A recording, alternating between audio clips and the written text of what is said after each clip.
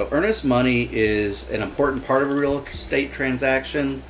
It's essentially a good faith deposit. And what it is it's basically a deposit the buyer puts down on a home to the seller, showing a commitment to purchase the property. The earnest money deposit is not made until after the seller accepts the offer. That means it's in writing. And typically it's within 3 days of the offer being accepted. While it is optional, most sellers are not going to consider an offer a serious offer unless there is an earnest money deposit attached to it. How much should you offer? A lot of that depends on the competitiveness of the market. What type of market are you in?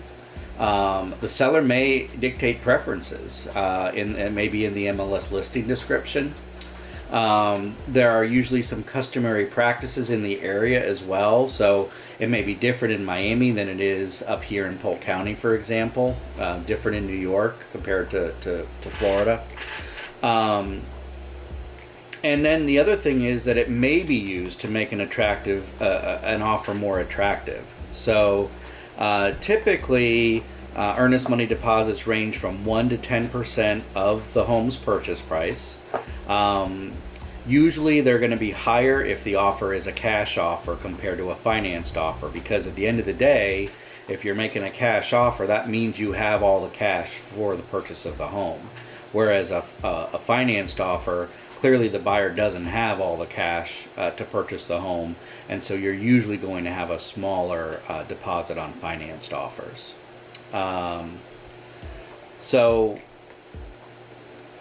one of the things to be thinking about is using that earnest money deposit in your negotiations. So maybe you can't go as high in terms of your offer price because of loan limits or things like that, but you might have enough cash on hand where you can instead of put 1% of your 1% of earnest money down, you might be able to put 2%.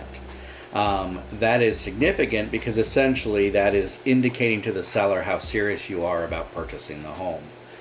One of the ways I like to explain to buyers what earnest money deposit is essentially the seller is taking the home off the market while due diligence is happening, while we're waiting to get to a clear to close for the buyer.